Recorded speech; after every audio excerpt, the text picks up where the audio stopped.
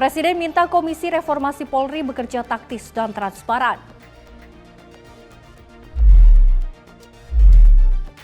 Veteran 114 tahun rayakan Hari Pahlawan bersama senjata tua. Soeharto jadi pahlawan nasional. JK mengatakan banyak jasanya. Petugas BNNP Sumsel grebek kampung narkoba di Palembang.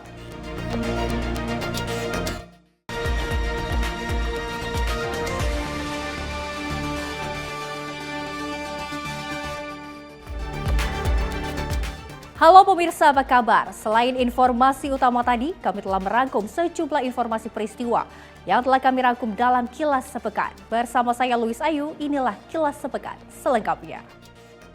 Kita awali informasi yang pertama pemirsa, Presiden Prabowo membentuk Komisi Percepatan Reformasi Polri dipimpin Jimmy Asidiki. Komisi ini diharapkan akan bekerja transparan, melibatkan masukan dari berbagai pihak dan menampung aspirasi masyarakat.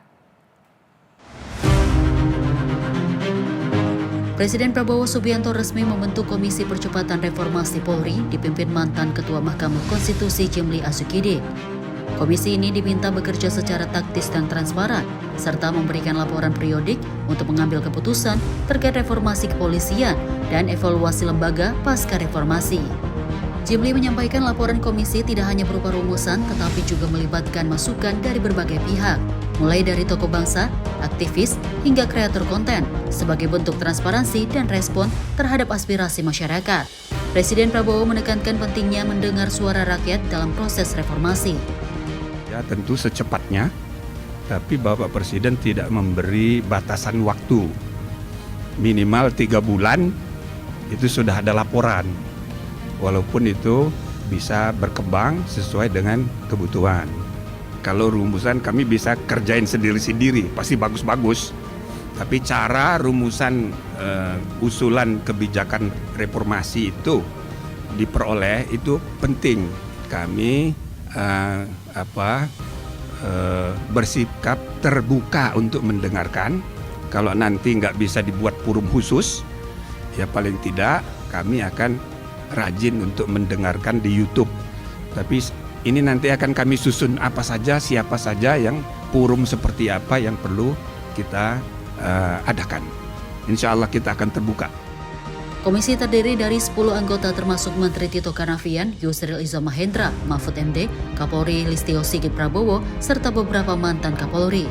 Pembentukan komisi diatur melalui keputusan Presiden nomor 122/P tahun 2025. Tim redaksi Sinpo TV melaporkan. Ketua Umum Partai Nasdem Surya Paloh merespon putusan Mahkamah Kehormatan Dewan DPR RI yang menjatuhkan sanksi nonaktif terhadap 2 kader Nasdem, Ahmad Syaroni dan Nafa Urbach. Selain menghormati putusan tersebut, Paloh juga mengaku belum memiliki rencana untuk melakukan pergantian antar waktu atau PAW terhadap kadernya tersebut. Hal tersebut diungkap Surya Paloh usai membuka acara Fun Walk di Nasdem Tower, Menteng, Jakarta Pusat pada Minggu pagi. Ketua Umum Partai Nasdem itu merespon putusan Mahkamah Kehormatan Dewan atau MKD DPR RI yang menjatuhkan sanksi nonaktif terhadap 2 kader Nasdem, Ahmad Syaroni dan Nafa Urbach. Selain menghormati putusan tersebut, Paloh juga mengaku telah menindak tegas dengan menonaktifkan keduanya lebih dulu dan belum memiliki rencana untuk melakukan pergantian antar waktu atau PAW. Mekanisme DPR yang harus kita hormati kan? Partai sudah memberikan nonaktif, MKD melaksanakan prosesnya sebagaimana mekanisme yang ada di Dewan. Saya pikir itu juga kita hormati. Nasdem tidak akan melakukan PAW gitu Pak terhadap Pak Syaroni atau? Sampai saat ini belum, memang kita memberikan menghormati semua proses itu ya. Sebelumnya, 2 kader Partai Nasdem tersebut telah dijatuhi sanksi oleh MKD DPR, di mana Ahmad Syaroni disanksi nonaktif selama 6 bulan dan Nafa Urbach disanksi nonaktif selama 3 bulan. Keduanya dinyatakan melanggar kode etik dan dijatuhi hukuman pemberhentian sementara tanpa menerima hak keuangan, baik gaji maupun tunjangan anggota dewan. Dari Jakarta, Tio Malau, Sinpo TV melaporkan. Di tengah peringatan Hari Pahlawan, seorang veteran Perang Surabaya berusia 114 tahun di Lampung Timur, Lampung masih setia mempertahankan semangat juang yang tak pernah padam. Dengan cara yang sederhana namun syarat makna, ia mengenang perjuangan rekan-rekannya melalui ritual pembersihan senjata tua pada setiap 10 November.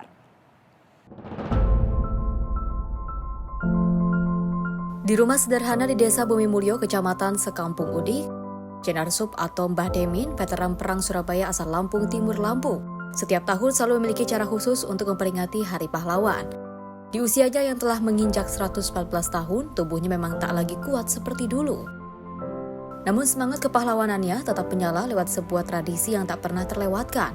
Setiap 10 November saat Indonesia memperingati Hari Pahlawan, Mbah Demin selalu mengeluarkan senjata-senjata tua, pusaka yang dulu ia rebut sendiri dari tangan penjajah. Dengan tangan bergetar, ia membersihkan satu persatu senjata itu sebagai bentuk penghormatan untuk rekan-rekannya yang telah gugur. Suasana Hari Pahlawan selalu membawa Mbah Demin kembali pada ingatan puluhan tahun silam. Saat ledakan mortir dan tembakan senjata mengiringi perjuangannya di pertempuran Surabaya 10 November 1945. Baginya membersihkan senjata adalah cara untuk menghidupkan kembali semangat rekan-rekannya dan mengajarkan makna kemerdekaan kepada generasi muda. Senjata samurai Jepang.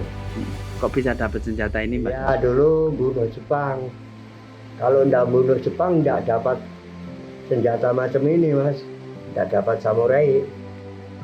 Karena ini senjatanya Jepang. Ada yang tahun 11. Nah ini loh, Mas. Tahunnya 11 1111. Ini tahun 11. Jadi kalau ditanya orang bunuh Jepang buktinya apa? Ya ada, saya punya samurainya Jepang gitu kan. Selain sebagai bentuk rasa hormat, ritual ini juga menjadi pengingat bahwa semangat juang dan nasionalisme tak pernah boleh pudar. Meski waktu telah berlalu lebih dari 7 dekade. Dari Lampung Timur, Lampung Immanuel Simarangkir, kontributor Simpo TV melaporkan. Menteri Pertahanan Syafri Samsudin menghadiri peluncuran imunoterapi dan digital subtraction angiography yang dikembangkan oleh Dr. Terawan sekaligus penasehat khusus dari Presiden di bidang kesehatan. Menhan berharap dengan diluncurkannya vaksin imunoterapi tersebut dapat memberikan manfaatan kesehatan untuk masyarakat, terutama bagi mereka yang berusia lanjut.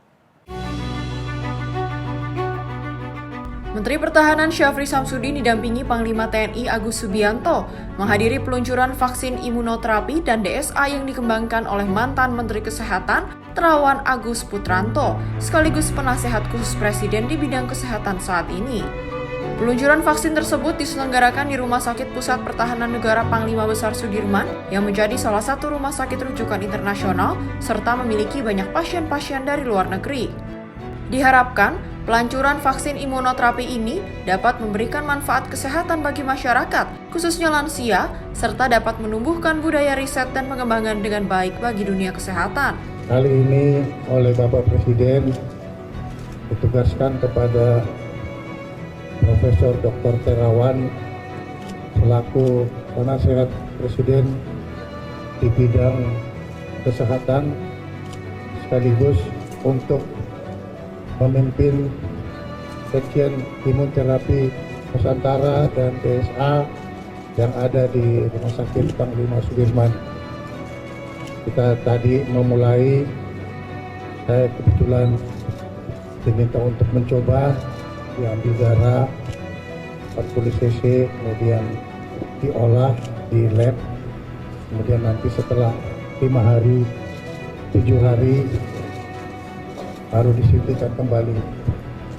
Semoga ini bisa memberi berkah pada kita semuanya kesehatan untuk bisa melanjutkan tugas kita.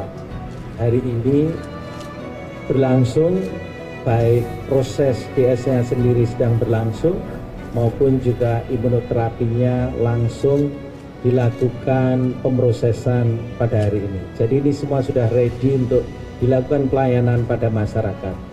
Semoga Rumah Sakit RSPPN Sudirman ini betul-betul menjadi rumah sakit rujukan internasional. Dan memang sudah terbukti pasien-pasien dari luar negeri pun mulai berdatangan ke RSPPN.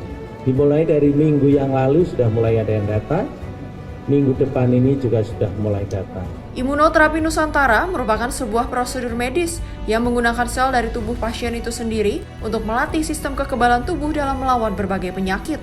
Sementara itu tujuan dari imunoterapi yakni guna memperkuat dan meningkatkan respon imun tubuh untuk melawan berbagai penyakit seperti COVID-19, hepatitis B, HIV, dan jenis kanker tertentu. Dari Jakarta, Sri Dewi Andayani, Asisul Hakim, Sinpo TV melaporkan. Kita beralih informasi dari Menteri Kehutanan Raja Juli Antoni yang menegaskan kesiapan Indonesia menjadi pemimpin global dalam pengembangan pasar karbon berintegritas yang mendukung pertumbuhan ekonomi hijau. Menhub Raja mengatakan kolaborasi dengan seluruh pihak dilakukan untuk memastikan pasar karbon Indonesia dibangun atas dasar kepercayaan. Acara High Level Breakfast Roundtable at the Sustainable Business COP30 dihadiri para pemimpin dunia usaha, investor, dan lembaga internasional. Dalam acara diketahui Kemenhub dan Dewan Integritas Pasar Karbon Sukarela Integrity Council for the Voluntary Carbon Market melakukan penandatanganan Memorandum of Understanding atau MOU untuk memperkuat kerjasama dalam mengembangkan ekosistem pasar karbon sukarela berintegritas tinggi, serta memastikan pengembangan pasar karbon sejalan dengan standar global tertinggi. Menhub Raja Antoni menyebut Presiden Prabowo Subianto telah menerbitkan Peraturan Presiden Nomor 110 Tahun 2025 tentang nilai ekonomi karbon dan pengendalian emisi gas rumah kaca nasional yang memperkuat landasan hukum bagi pengelolaan pasar karbon di Indonesia. Baru saja diselenggarakan pertemuan dengan para investor, para buyer untuk carbon market, dan ada sambutan yang luar biasa tadi di forum. Mereka sangat senang dengan inisiatif, keberanian, sekaligus terobosan yang dilakukan oleh Pak Presiden Prabowo Subianto dengan menerbitkan Perpres Nomor 110 2025 yang menjadi standar baru untuk kita membuka peluang bagi investor hijau, ya, green investor dan green growth, ya, pertumbuhan hijau. Jadi sekali lagi kita on the right track, ya, dalam track yang sudah benar. Dan tadi kita lihat betapa dunia internasional, ya, para investor yang memang sudah dari dulu menunggu kesempatan Indonesia untuk membuka peluang bagi mereka berinvestasi. Dalam COP30 UNFCCC, Menteri Kehutanan Raja Juli Antoni menjadi salah seorang delegasi Indonesia yang diperintahkan Presiden Prabowo Subianto mendampingi utusan khusus Presiden bidang perubahan iklim dan energi Hashim Jojo Hadikusumo di COP30. Kementerian Kehutanan mengkampanyekan Indonesia from Rainforest to Global Carbon Hub and Marketplace. Indonesia dari hutan hujan menjadi pusat dan pasar karbon global. Dari Jakarta, Dio Malawu, Sinpo TV melaporkan.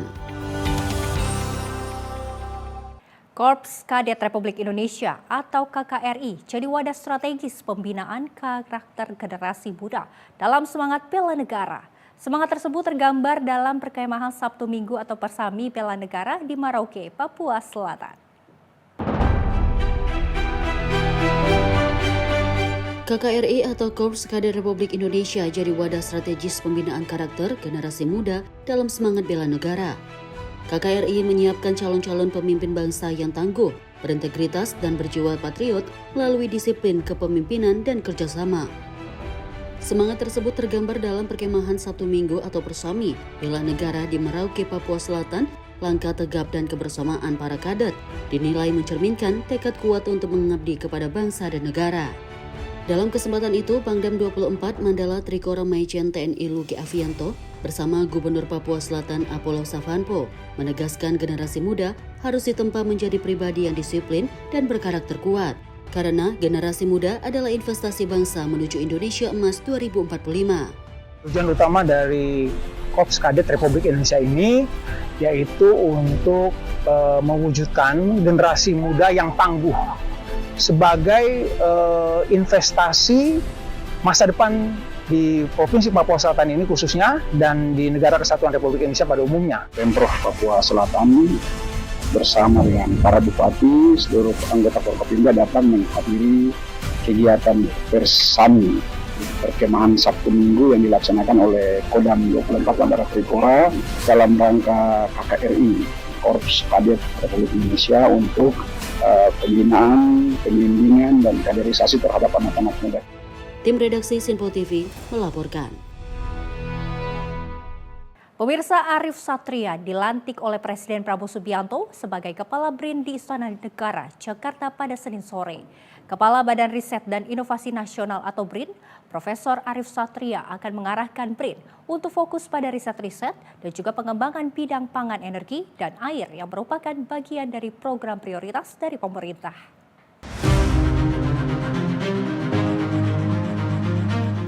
Kepala BRIN Profesor Arief Satria akan segera konsolidasi dengan berbagai pihak, termasuk kementerian dan lembaga terkait, dan juga perguruan tinggi, industri, dan pemerintah daerah untuk menjalankan program-program riset dan inovasi di 3 sektor prioritas.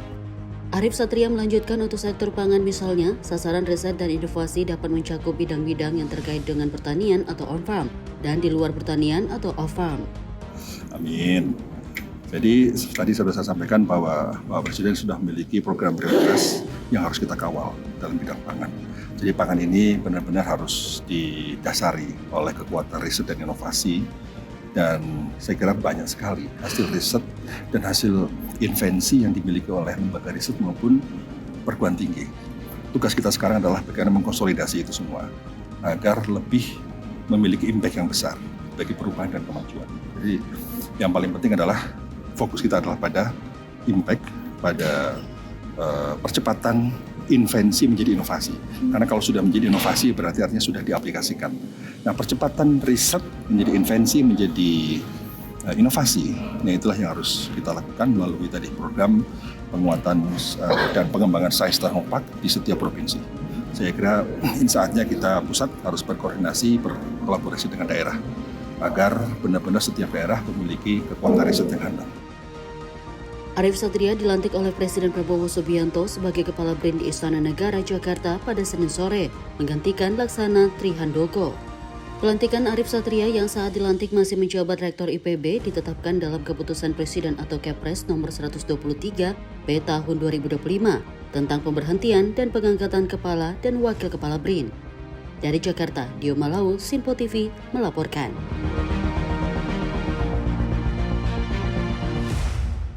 Informasi lainnya datang dari Kementerian Pendidikan Dasar dan Menengah yang merespon rencana pembatasan game daring imbas ledakan di SMA Negeri 72 Jakarta. Saat ini pengaturan terhadap game daring bakal dibahas bersama lintas kementerian lembaga yang berkaitan. Menteri Pendidikan Dasar dan Menengah Abdul Muti mengungkapkan saat ini pihaknya bakal membahas bersama polemik game daring dengan sejumlah lintas kementerian, yakni Kementerian Komunikasi dan Digital, Kementerian Pemberdayaan Perempuan dan juga Perlindungan Anak hingga Kementerian Agama. Menurut Muti, kewenangan terhadap pengaturan media game daring ada pada wilayah Kekomdigi, sehingga saat ini tengah membangun pembahasan detail bersama 4 kementerian lembaga lainnya. Hal ini juga disampaikan Muti saat sesuai menghadiri Konferensi Internasional Literasi Keagamaan Lintas Budaya di Jakarta. Adapun memang sebelumnya, Mendikdasmen tersebut sempat memberikan usulan pembatasan terhadap game daring Roblox yang viral beberapa waktu yang lalu. Nanti kita memang harus bicara lintas kementerian. Ini kan paling tidak melibatkan 4 kementerian. Kami di Kementerian Pendidikan Dasar Menengah, kemudian Komdigi, kemudian Menteri P3A dan juga Kementerian Agama. Paling tidak nanti kami harus duduk bersama membicarakan masalah ini. Karena kewenangan untuk mengatur media ini kan bukan pada kami. Kewenangannya ada pada Komdigi. Dan kalau teman-teman wartawan masih ingat, termasuk yang awal mengusulkan agar game ini diatur kan kami kan. Kami sudah menyampaikan dari awal bahwa game itu ada manfaatnya, ya itu sudah diskusi akademik yang sangat panjang. Game sebagai media pendidikan ya, tetapi game yang tidak diawasi itu menjadi masalah tersendiri, dan problemnya sekarang adalah ya siapa yang bisa mengawasi ketika anak bermain game, apalagi ketika main gamenya dengan HP di kamar misalnya, itu kan tidak ada yang bisa mengontrol, dan banyak kekerasan itu terjadi. Inspirasinya dari game itu, atau paling tidak dia kalau toh misalnya dia tidak terpengaruh langsung, ketika dia ada masalah-masalah psikologi tertentu, dia juga akan kemudian melakukan tindakan-tindakan yang di luar kontrol. Inilah yang nanti perlu kita lakukan bersama-sama, dan kami mencoba memperbaiki ini supaya pendekatannya tidak terlalu struktural, tapi lebih partisipatif dan komprehensif. Diketahui rencana pembatasan game daring ini muncul usai kejadian ledakan di SMA Negeri 72 Jakarta, di mana pelaku yang berusia di bawah umur diduga terinspirasi dari game daring. Dari Jakarta, Max Ronabayu, Simpo TV melaporkan. Pemirsa, informasi lainnya akan kami hadirkan usai jeda. Tetaplah bersama kami di Kilas Sepekan.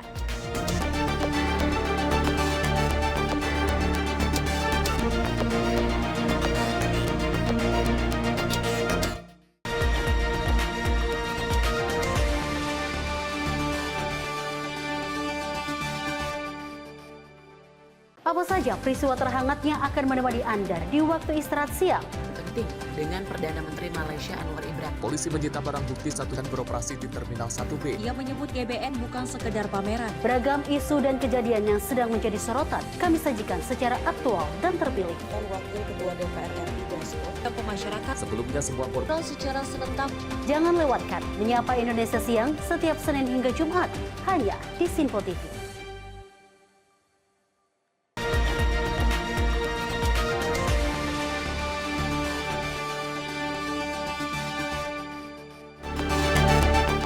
Terima kasih pemirsa, Anda kembali menyaksikan Kilas Sepekan. Informasi kami lanjutkan. Wakil Presiden ke-10 dan 12 Yusuf Kala menanggapi perihal penganugerahan gelar pahlawan nasional kepada Presiden kedua Soeharto oleh Presiden Prabowo Subianto. Yusuf Kala menilai bahwa sosok Soeharto memiliki banyak jasa dalam negara. Salah satunya mampu membawa pertumbuhan ekonomi mencapai 7 hingga 8% saat menjabat sebagai kepala negara. Presiden Prabowo Subianto menganugerahkan gelar pahlawan nasional kepada 10 tokoh di Istana Kepresidenan Jakarta. Dalam pemberian gelar pahlawan tersebut terdapat salah satu nama, yakni Presiden kedua Soeharto. Menanggapi hal ini, mantan Wakil Presiden Yusuf Kala mengatakan pemberian gelar bukan tanpa alasan, melainkan karena sosok Soeharto dinilai telah berjasa bagi negara. Dirinya menyebut saat Soeharto menjabat sebagai kepala negara mampu membawa pertumbuhan ekonomi mencapai 7 hingga 8%. Ya, karena kalau sudah di resmi kalau presiden itu bukan lagi pro kontra. Sebelumnya pro kontra, kita harus menerima itu sebagai kenyataan bahwa mungkin saja Pak Harto mempunyai sedikit ada kekurangan, tapi lebih banyak jasanya kepada negara ini. Bahwa dia kekurangan ya semua orang tahu lah. Siapa sih yang lebih sempurna kan tidak ada juga. Tapi beliau telah membawa negeri ini lebih baik dan juga membawa bandingkan saja waktu Bang Soeharto. Pertumbuhan bisa sampai 7-8%. Karena setelah itu sulit tercapai. Jadi ini Pak Prabowo ingin mencapai seperti kenyataan itu. Ya, ada banyak bahasanya juga. Dan Pak Sarwedi. Iyalah, semua orang mempunyai peran. Jadi sama juga dalam agama. Kalau Anda punya amal lebih banyak daripada dosa, ya Anda masuk surga. Jadi ini sama juga bahwa memang ada masalah, tapi lebih banyak sumbangannya kepada bangsa ini. Di Jakarta, Farizal Ahmad Amin, Simpo TV melaporkan. Pemerintah berencana membangun 100 gudang perum bulog sebagai komitmen dalam memperkuat penyerapan hasil panen padi dan juga jagung petani di seluruh Indonesia. Hal itu diungkapkan oleh Menteri Koordinator Bidang Pangan Zulkifli Hasan usai menyaksikan penandatanganan surat keputusan bersama tentang penugasan percepatan pelaksanaan penyediaan infrastruktur pasca panen dalam rangka ketahanan pangan nasional.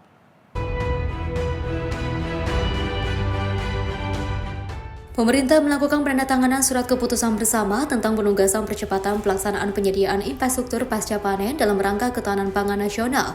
Dalam kesempatan itu, pemerintah sepakat membangun 100 gudang perum bulog sebagai komitmen dalam memperkuat penyerapan hasil panen padi dan jagung petani di seluruh Indonesia. Pembangunan 100 gudang tersebut dinilai penting sebab proyeksi produksi padi terus meningkat secara nasional. Bahkan Badan Pusat Statistik memproyeksikan produksi padi sepanjang tahun 2025 akan mencapai 34,77 juta ton.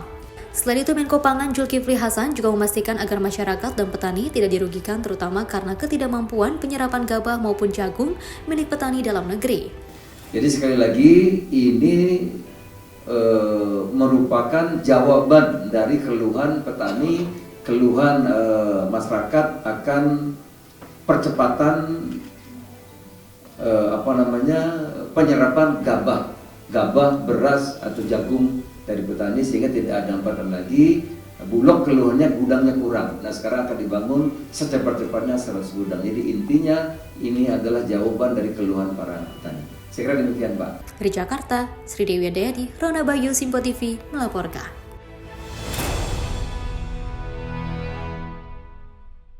Dari Menteri Desa dan Pembangunan Daerah tertinggal, Yandri Susanto menghadiri Festival Kampung Adat Cikondang di Kecamatan Pandeglang, Kabupaten Bandung, tepatnya pada Minggu 9 November 2025. Mendes mengajak berbagai pihak untuk berkolaborasi dalam mewujudkan kesejahteraan masyarakat desa melalui kerjasama dengan Yayasan Lumbung Kesejahteraan Rakyat.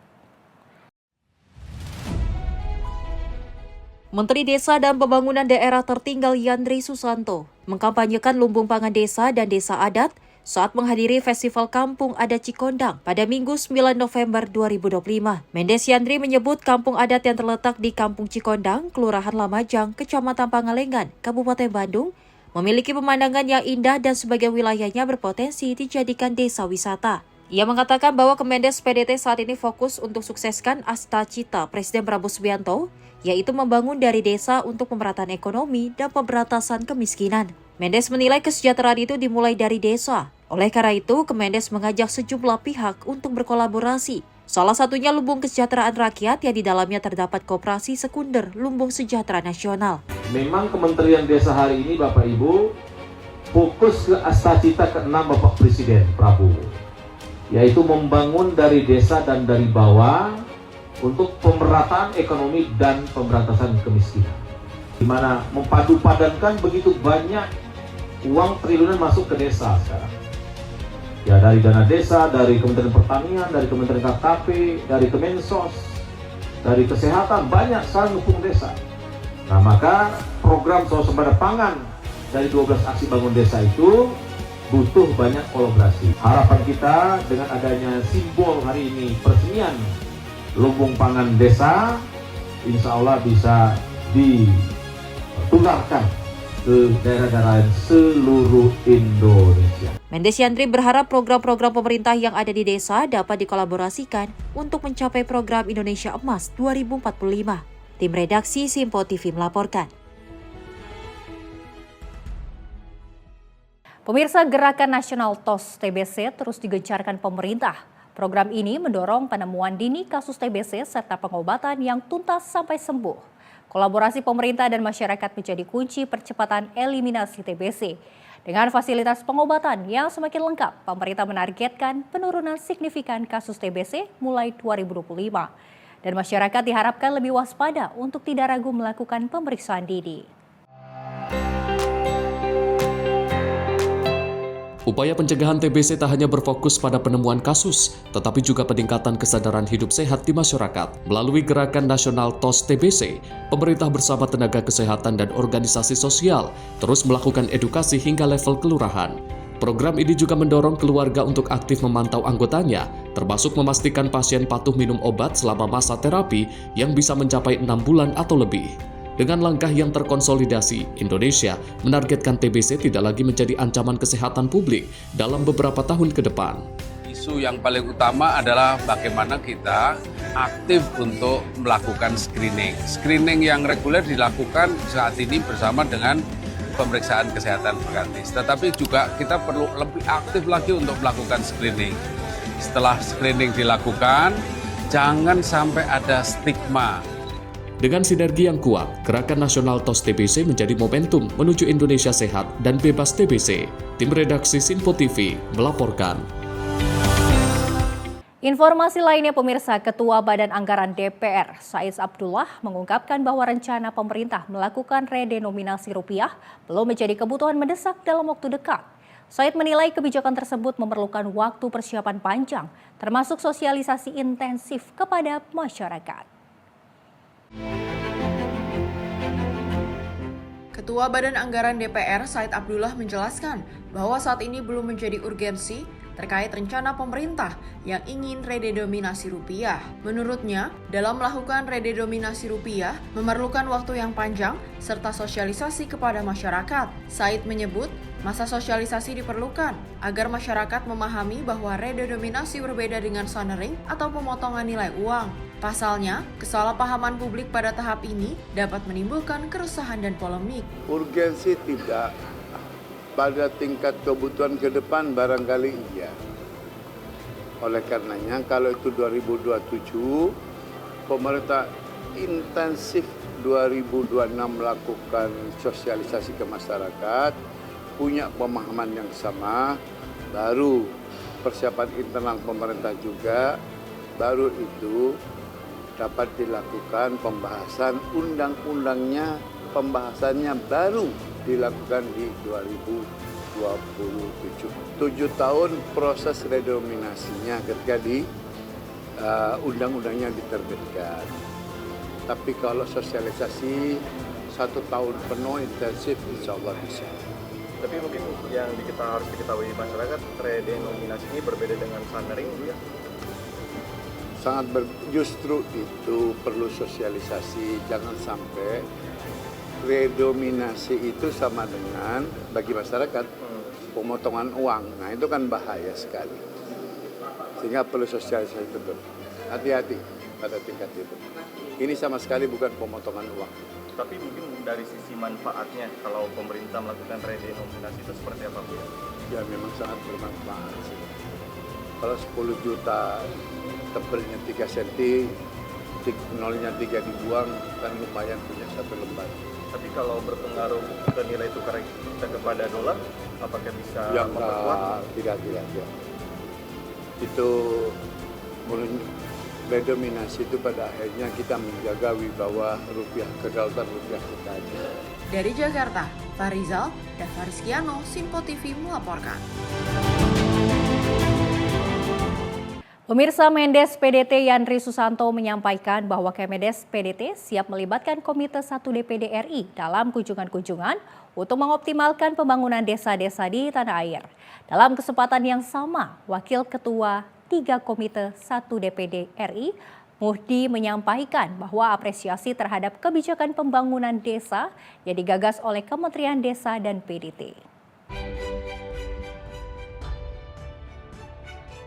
Menteri Desa dan Pembangunan Daerah Tertinggal Yandri Susanto dan Wakil Menteri Desa dan PDT Ahmad Riza Patria menghadiri rapat kerja dengan Komite 1 Dewan Perwakilan Daerah atau DPD RI di Jakarta pada Senin 10 November 2025. Senator asal Jawa Tengah itu juga mengatakan Komite 1 DPD RI sepakat dengan Kementerian Desa dan PDT terkait kebijakan persentase pengelolaan dana desa dan memberikan kewenangan kepada pemerintah desa dalam pemanfaatan dana desa dengan memperhatikan kebutuhan dan aspirasi masyarakat. Selain itu, Komite 1 DPD RI juga mendorong pemerintah melalui Kementerian Desa dan PDT untuk melibatkan pemerintah provinsi dan pemerintah kabupaten dalam meningkatkan pembangunan dan pemberdayaan masyarakat desa. Pak Ketua yang terhormat, para anggota, kami ingin menyampaikan bahwa di cita Bapak Presiden dan 8 ada cita yang langsung menyebut kata desa, yaitu cita yang ke-6, membangun dari desa dan dari bawah untuk pemerataan ekonomi dan pemberantasan kemiskinan. Jadi itu 2 kata kunci, pemerataan ekonomi sekaligus pemerataan kemiskinan. Nah, oleh karena itu baru Bapak Presiden Prabowo yang menyebut kata desa dalam program atau visi. Misalnya, selama ini desa dianggap sebagai objek pembangunan dan sekarang harus menjadi pelaku utama. Nah, maka kami di Kementerian Desa sudah membuat 12 aksi. 12 aksi, Pak. Dan sekarang ini kami dalam rangka ini mungkin di masing-masing provinsi ini bisa dipadupadankan. Sementara itu, Mendes PDT Yandri Susanto juga mengapresiasi Komite 1 DPD RI yang telah memberikan dukungan dan energi kepada Kementerian Desa dan PDT dalam membangun desa-desa di Indonesia. Mendes Yandri berkomitmen akan melibatkan Komite 1 DPD RI dalam pembangunan desa. Ia juga akan melibatkan anggota DPD RI saat melakukan kunjungan ke desa-desa di Indonesia. Tim redaksi Simpo TV melaporkan. Informasi menarik lainnya, pemirsa, Menteri Ketenagakerjaan Yasir Lim menegaskan komitmen pemerintah memperkuat kerjasama dengan organisasi buruh internasional. Pernyataan itu disampaikan usai mendampingi Presiden Prabowo saat menerima Sekjen ITUC di Istana Merdeka. Presiden Prabowo Subianto menerima kunjungan Sekretaris Jenderal Konfederasi Buruh Internasional Louis T. Angel dan juga Sekretaris Jenderal ITUC Asia Pasifik Soya Yoshida di Sana Merdeka Jakarta pada Senin 10 November 2025. Dalam pertemuan tersebut, Presiden didampingi oleh Menteri Ketenagakerjaan Yasir Lee, Menteri Sekretaris Negara Prasetyo Hadi, dan Sekretaris Kabinet Teddy Indrawijaya. Menteri Ketenagakerjaan Yasir Lee menjelaskan bahwa pertemuan itu menjadi ajang pertukaran pandang mengenai situasi ketenagakerjaan baik di Indonesia maupun di tingkat global. Selain itu, kedua pihak juga membahas pembaruan kebijakan ketenagakerjaan di Indonesia serta masukan dari ITUC terkait dengan kondisi tenaga kerja internasional. Adalah Sekretaris Jenderal dari International Trade Union Confederation. Pembahasannya apa? Ya tentang kondisi kerja Indonesia, kita update terkait dengan ketenagakerjaan.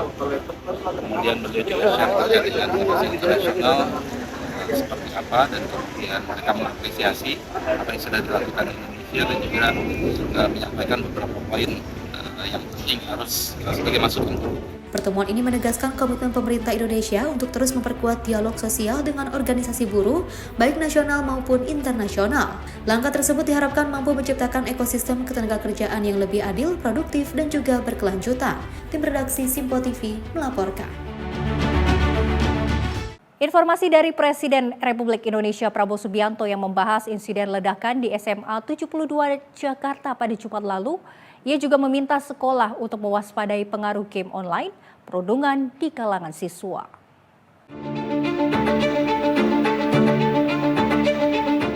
Presiden Prabowo Subianto membahas insiden ledakan di SMA 72 Jakarta pada Jumat lalu. Ia juga meminta sekolah untuk mewaspadai pengaruh game online dan perundungan di kalangan siswa. Hal tersebut disampaikan Presiden dalam rapat terbatas bersama sejumlah menteri dan pejabat negara di kediamannya Jalan Kertanegara 4, Jakarta Selatan. Hadir dalam rapat tersebut Kapolri Jenderal Listio Sigit Prabowo, Menteri Pertahanan Syafri Samsudin, Menteri Kebudayaan Fadlizon, serta pejabat lainnya.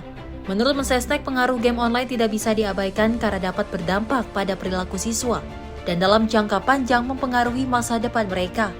Prasetyo mencontohkan game bergenre perang seperti PUBG. Dalam permainan tersebut terdapat berbagai bentuk kekerasan dan penggunaan senjata api yang dapat dipelajari dengan mudah. Tadi menyampaikan bahwa kita masih juga harus berpikir untuk membatasi dan mencoba bagaimana mencari jalan keluar terhadap pengaruh-pengaruh dari game-game online. Mungkin kita berpikirnya mungkin ada batasan-batasan ya. Nah, di situ kan jenis-jenis senjata juga mudah sekali itu pelajari. Di berbahaya lagi ini kan secara psikologis terbiasa yang melakukan yang namanya kekerasan itu sebagai sesuatu yang mungkin menjadi biasa aja gitu.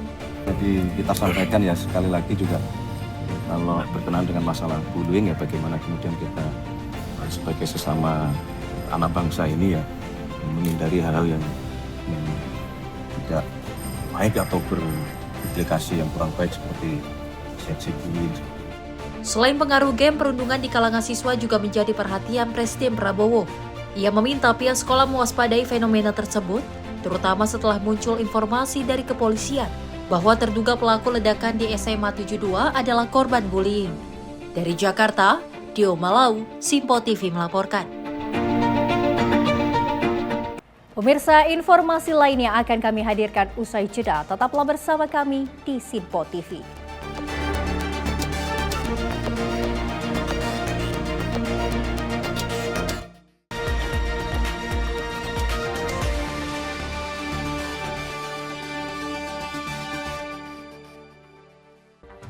Rangkaian peristiwa penting kami hadirkan untuk menemani sore hari Anda. Regulasi penyiaran yang dinilai peringatan Bastille Day di Play. Pramono menegaskan Pemprov DKI dalam keadaan selamat di atas. Mengabarkan berita yang relevan dengan kondisi hari ini sebagai rujukan informasi menjelang malam tiba. Yang menyelundupkan kokain yang Menteri Pertanian menyampaikan tindak pidana perampokan dan pembunuhan. Lakukan langkah pengawasan secara langsung. Jangan lewatkan dalam Menyapa Indonesia Petang setiap hari hanya di Simpo TV.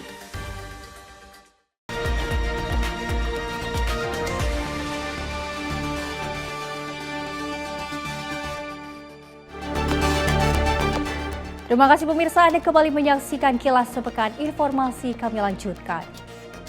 Presiden Republik Indonesia Prabowo Subianto secara resmi menganugerahkan gelar pahlawan nasional kepada Marsinah, sosok pekerja perempuan yang menjadi simbol perjuangan buruh dan keberanian rakyat biasa dalam menegakkan keadilan.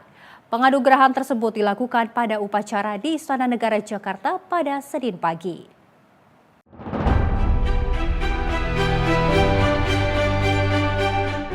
Presiden RI Prabowo Subianto secara resmi menganugerahkan gelar pahlawan nasional kepada Marsinah, sosok kerja perempuan yang menjadi simbol perjuangan buruh dan keberanian rakyat biasa dalam menegakkan keadilan. Marsini, kakak kandung Marsinah, menyampaikan rasa syukur dan terima kasih yang mendalam kepada Presiden Prabowo Subianto serta seluruh pihak yang telah berjuang mengusulkan gelar pahlawan bagi adiknya.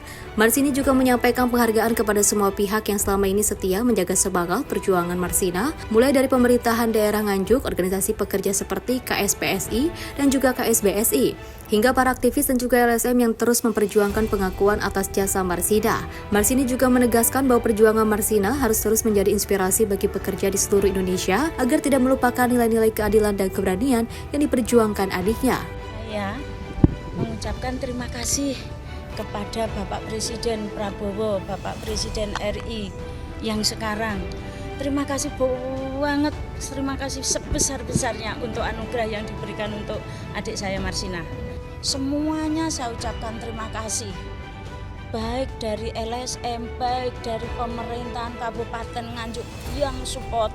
Beliau bertiga yang ada di sini, inilah yang mengawal dari seminar daerah, seminar nasional, juga berjuang untuk pemberkasan administrasinya di Pemda, di provinsi, bahkan di nasional. Semuanya terima kasih. Jika ada yang belum saya sebut, juga terutama keluarga, saya berterima kasih. Semua yang dibutuhkan, yang ada, keluarga bisanya mensupport apa yang dipunya untuk administrasi supaya gelar pahlawan Marsinah tercapai. Sebagaimana diketahui, Marsinah dikenal luas sebagai ikon perjuangan hak-hak pekerja, gugur dalam memperjuangkan keadilan bagi rekan-rekannya di Sidoarjo pada tahun 1993. Kini nama Marsinah menjadi pahlawan bangsa yang dikenang karena pengabdian dan keberanian mereka. Di Jakarta, Dio Malau, Simpo TV melaporkan. Kita beralih informasi dari Ketua Umum Dekranaz, Selvi Gibran Rakabuming, yang meninjau pengelolaan sampah di Pusat Daur Ulang Kota Denpasar, Bali. Dalam kunjungannya, Selvi berdialog dengan komunitas lingkungan dan menyerahkan 120 bingkisan sembako kepada masyarakat sekitar.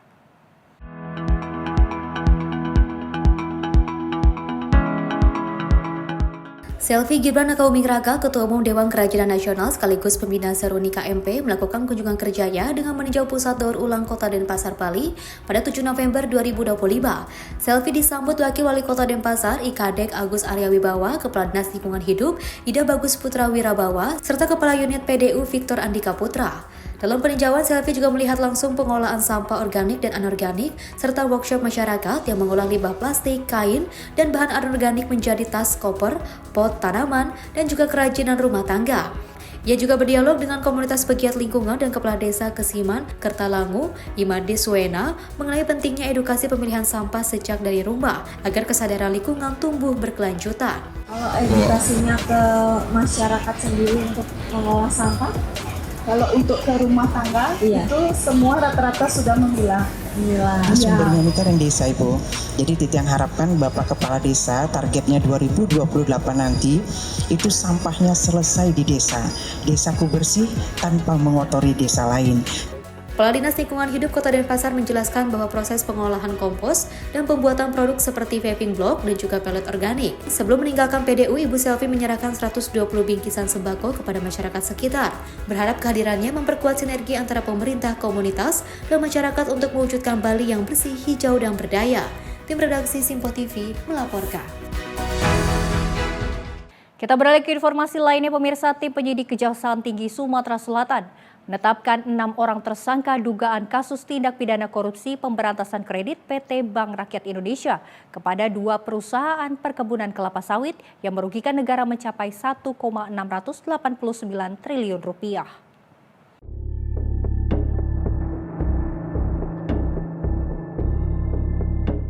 Tim penyidik Kejati Sumsel kembali mengungkap kasus dugaan tindak pidana korupsi yang melibatkan pemberian fasilitas pinjaman atau kredit dari salah satu bank plat merah kepada dua perusahaan, yakni PT BSS dan PT SAL. Dari hasil penyidikan yang telah dilakukan cukup lama dan melibatkan dari 107 saksi, Kejaksaan Tinggi Sumatera Selatan akhirnya menetapkan 6 orang sebagai tersangka, yaitu WS Direktur PT BSS sejak 2016 hingga sekarang, sekaligus Direktur PT SAL sejak 2011. MS Komisaris PT BSS periode 2016 hingga 2022. DO Junior Analis Kredit Grup Analisis Risiko Kredit Divisi Kantor Pusat Bank Plat Merah pada tahun 2013. ED Akun Officer Relationship Manager Agribisnis Kantor Pusat Bank Plat Merah periode 2010 hingga 2012.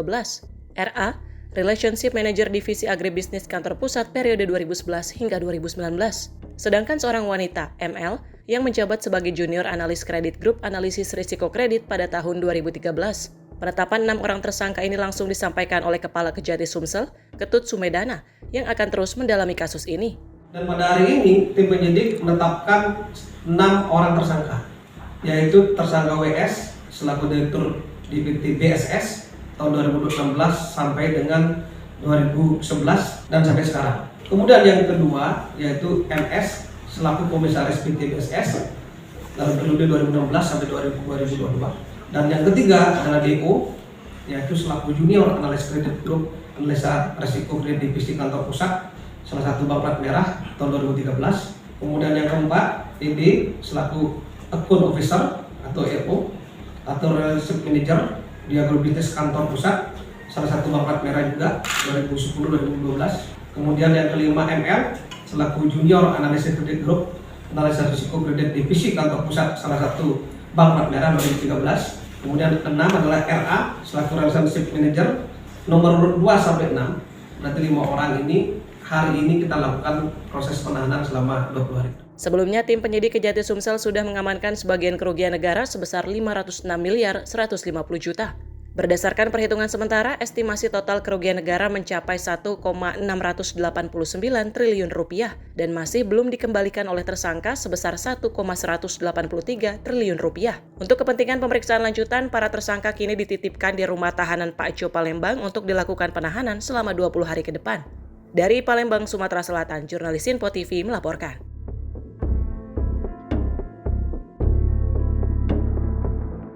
Pemirsa, tim SAR gabungan akhirnya berhasil menemukan 2 mahasiswa Politeknik Indramayu korban rafting di Bendungan Karet Bengkir, Indramayu. Kedua korban ditemukan dalam kondisi meninggal dunia. Sebelumnya, 2 mahasiswa Politeknik Indramayu dilaporkan hilang setelah kegiatan rafting di Bendungan Karet Bengkir, Indramayu pada Sabtu 8 November 2025. Korban pertama Agung Septiadi, 20 tahun, ditemukan pada Minggu malam 9 November 2025, sekitar pukul 21.50 waktu Indonesia Barat, berjarak sekitar 1 km dari lokasi kejadian awal. Sementara korban kedua, Lana Wiratno, 21 tahun, ditemukan pada Senin dini hari 10 November 2025, sekitar pukul 1.05 waktu Indonesia Barat, berjarak sekitar 5 km dari lokasi kejadian awal. Kedua korban ditemukan dalam kondisi meninggal dunia. Usai ditemukan, kedua korban langsung dievakuasi ke Rumah Sakit Umum Daerah Indramayu. Dalam insiden tersebut terdapat 7 mahasiswa yang terlibat dalam kegiatan rafting. 5 orang berhasil selamat, sementara 2 korban lainnya ditemukan dalam kondisi meninggal dunia. Tim redaksi Sinpo TV melaporkan. Pemirsa, sidang umum pariwisata PBB ke-26 resmi dibuka di Riyadh pada Jumat 7 November 2025. Acara ini diikuti sekitar 160 delegasi dari berbagai negara. Inilah rekaman yang menunjukkan banyaknya menteri dan pejabat senior dari dunia Arab dan Asia yang hadir dalam upacara pembukaan. Sejumlah menteri tingkat tinggi, pemimpin industri, dan perwakilan organisasi internasional hadir dalam acara pembuka yang digelar di ibu kota Arab Saudi tersebut. Menteri Pariwisata Saudi Ahmed bin Alkel Al-Khatib dan Sekretaris Jenderal Pariwisata PBB Jura Pololi Kaspili turut menyampaikan pidato. Sidang ini akan membahas peran inovasi dalam mendorong pembangunan berkelanjutan dan inklusif, serta penyusunan kerangka kerja Indonesia untuk kerjasama internasional di masa mendatang. Konferensi yang berlangsung di Arab Saudi pada 7 hingga 11 November ini mengusung tema AI Powered Tourism Redefining the Future yang menekankan bagaimana teknologi kecerdasan buatan mulai mengubah wajah sektor pariwisata global. Tim redaksi Sinpo TV melaporkan. Badan Narkotika Nasional Provinsi Sumatera Selatan memimpin penggerebekan besar-besaran terhadap kampung yang diduga menjadi sarang peredaran narkoba di wilayah Palembang dan juga Banyuasin, Sumatera Selatan. Aksi ini dilakukan pada Jumat 7 November 2025 menyusul laporan dari masyarakat yang resah atas maraknya aktivitas transaksi dan juga pesta sabu di kawasan tersebut.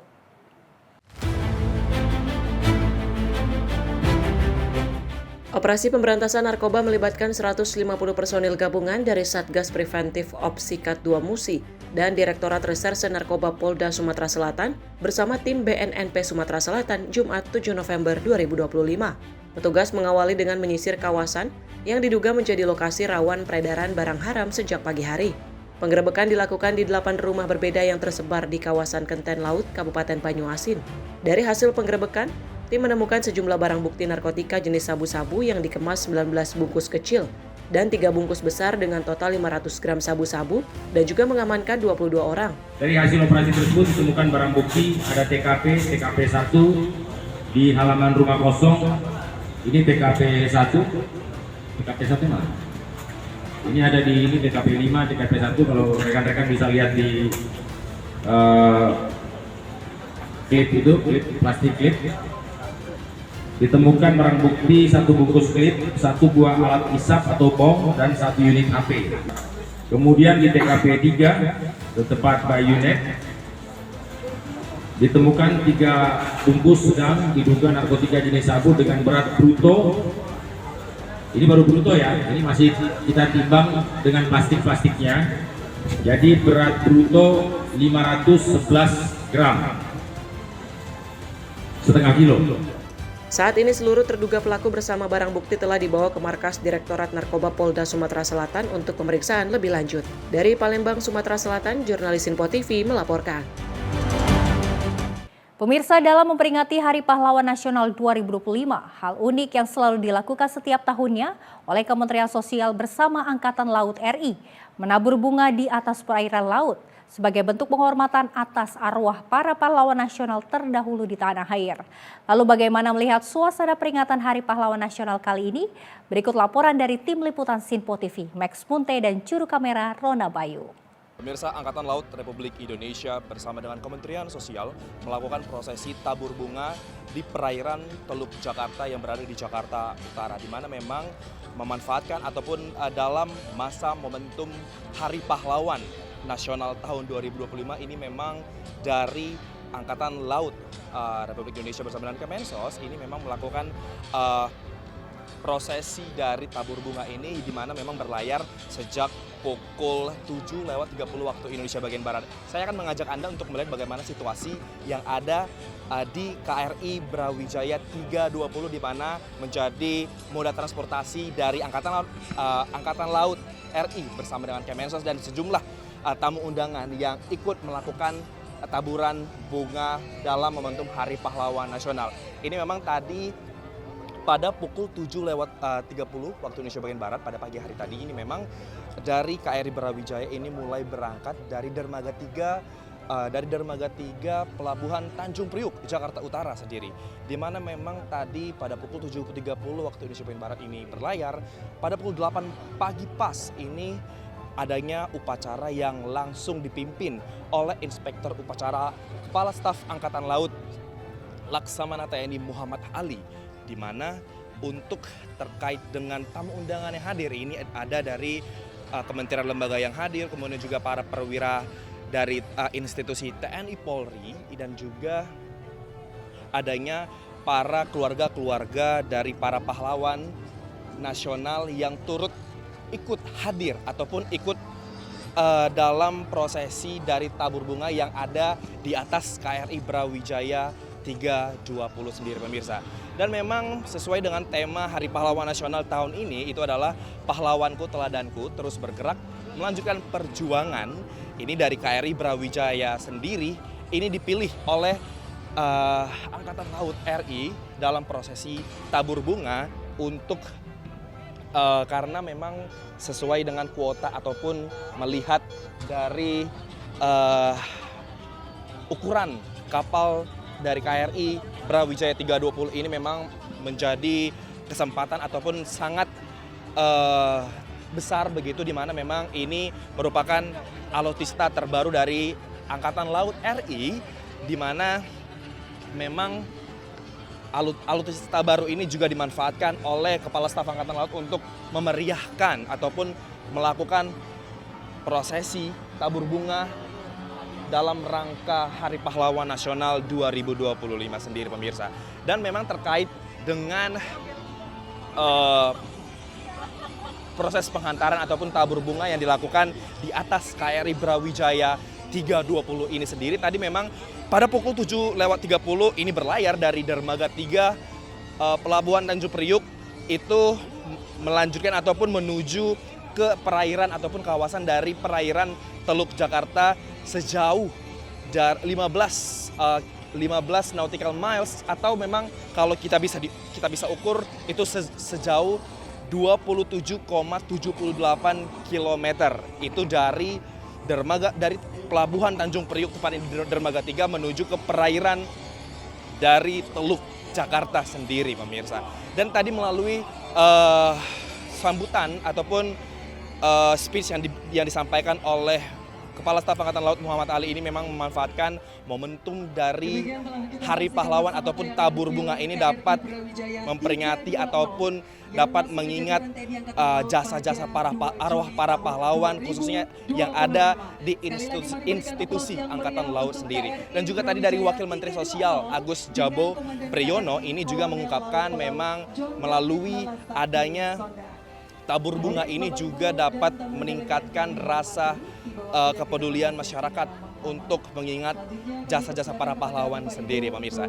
Dan dari KRI Brawijaya 320 di perairan Teluk Jakarta, Max Juru Kamera, Rona Bayu, Sinpo TV melaporkan. Dan pemirsa, informasi tadi juga sekaligus menutup perjumpaan kita pada Kilas Sepekan edisi kali ini. Tetap saksikan Sinpo TV untuk mengupdate informasi terkini dan teraktual lainnya. Saya Louis Ayu, mewakili kerabat kerja yang bertugas, pamit undur diri. Terima kasih atas kebersamaan Anda. Sampai jumpa.